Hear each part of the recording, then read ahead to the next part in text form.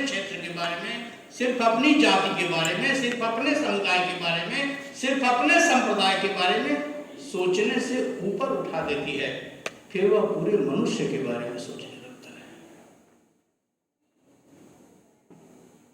संस्कृति का गहरा संबंध मूल्य विमर्श से होता है।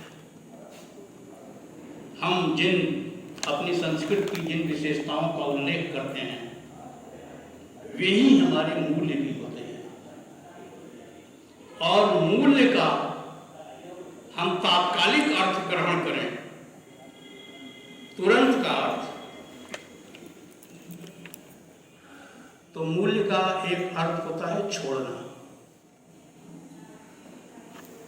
किसी चीज का हमारे लिए क्या मूल्य है कि उस चीज को पाने के लिए हम जो अपनी ओर से छोड़ते हैं वही उस वस्तु का मूल्य होता है।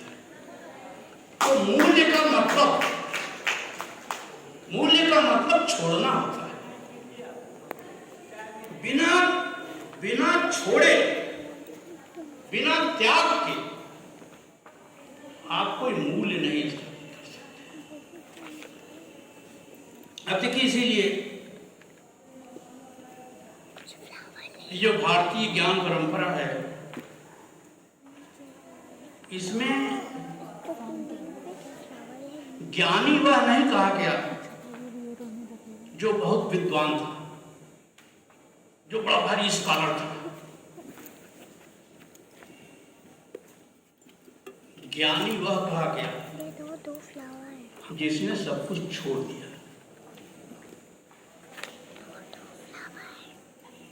छोड़ना ज्ञान का मूल्य विमर्श के मूल में त्याग। आप क्या छोड़ते हैं? आप जो चाहते हैं उसके लिए क्या छोड़ते हैं? इसी से आपके मूल्य का निर्धारण होता है। तो भारतीय संस्कृति के मूल्य में, भारतीय संस्कृति के मूल में त्याग का भाव है, और साहित्य हमें त्याग के भाव के लिए तैयार करता है। हमारे भीतर जो अभाव पैदा होते हैं, हमारे भावनाओं की जो नसें, हमारी भावनाओं के जो रेशे, हमारी भावनाओं के जो तंतु सूख रहे होते हैं,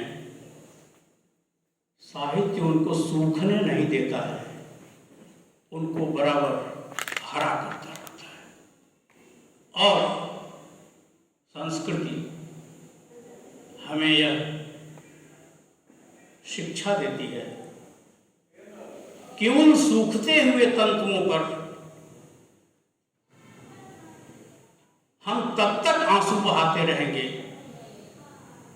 जब तक उनमें नए कल्ले नहीं फूटते हैं। वो नए कल्ले हमारे ज्ञान की नई शाखाएं होती हैं। वे नए कल्ले हमारे ज्ञान के नए क्षेत्र होते हैं मित्रों। इसलिए साहित्य का और संस्कृति का बहुत लंबा विमर्श का क्षेत्र है। एक जो गहरा अंतर संबंध है, खासतौर से भारतीय संदर्भों में, साहित्य तो किसी भी देश का हो, हर देश का साहित्य हर समय प्रासंगिक होता है। दुनिया की सभी चीजें पुरानी पड़ जाती हैं द्विवेदी जी, सभी चीजें। यहाँ जो यंत्र रखे हुए हैं, हम लोगों के पास जो मोबाइल है, जो लैपटॉप है, ये तो 2 ही साल में पुराना पड़ जाता है। जैसे ही नया मॉडल आता है वैसे ही पुराना पड़ जाता है। लेकिन पुरानी से पुरानी कविता कभी पुरानी नहीं पड़ती। आज भी हम वाल्मीकि हमारे लिए नए हैं। आज भी कालिदास की चर्चा आप करेंगे, पंडित विद्यानिवास मिश्र ने इसी संस्कृति के बारे में विचार करते हुए कालिदास को कोट किया है और कहा है कि जो कालिदास, वो अभिज्ञान शाकुंतलम का श्लोक है कि जब दुष्यंत पहली बार शकुंतला को देखते हैं, शकुंतला के सौंदर्य का जो वर्णन है,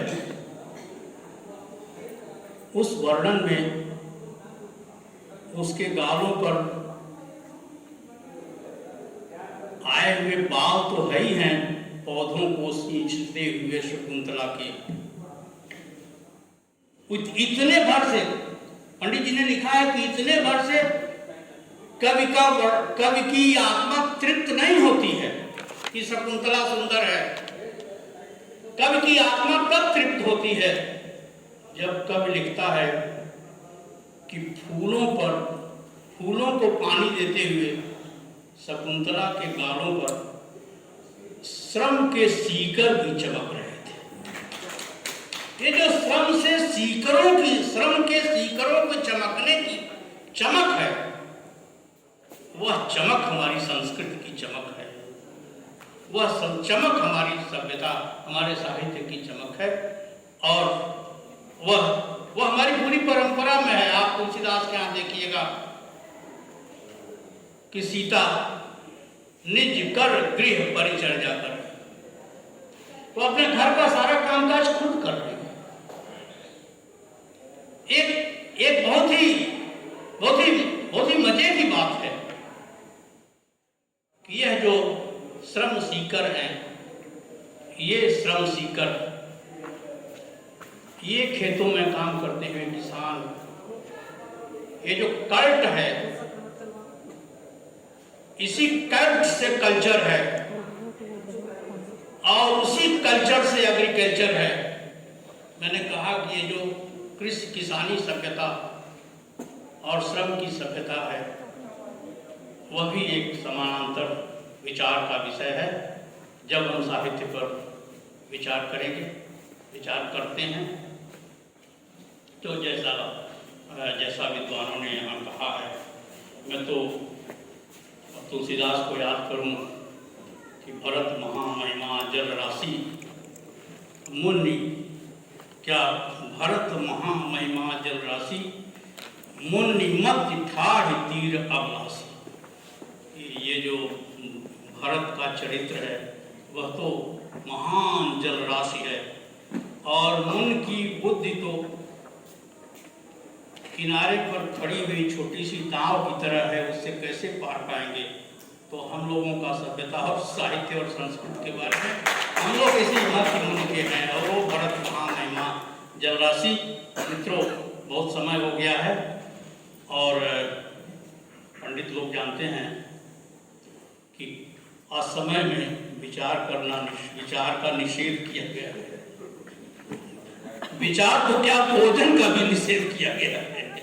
तो नहीं, विचार मात्र का निषेध है। और खास तौर से जब आपके साथ दूसरे लोग भी जुड़े हों, तो संस्कृति और साहित्य का बहुत गहरा संबंध दूसरे लोगों के जुड़ाव से। दूसरे लोगों का जुड़ाव, साहित्य भी दूसरे से जोड़ता है।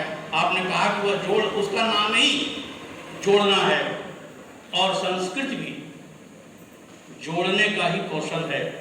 तो ऐसे समय में अब अतिकाल होने के कारण मैं अपनी बात का कोई नया सिरा नहीं पकड़ना चाहता हूँ और यहीं पर अपनी बात को स्थगित करता हूँ।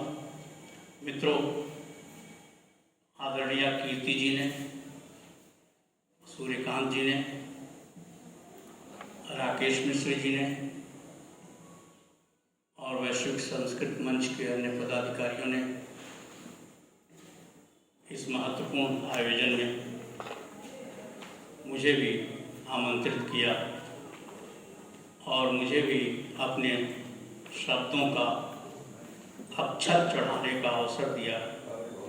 इसके लिए मैं संस्कृत विभाग के सभी मित्रों का और वैश्विक संस्कृत मंच के सभी साथियों को हृदय से धन्यवाद देता हूँ।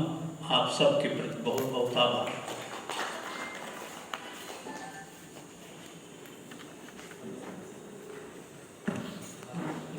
बहुत बहुत आभार सर, आपने संस्कृति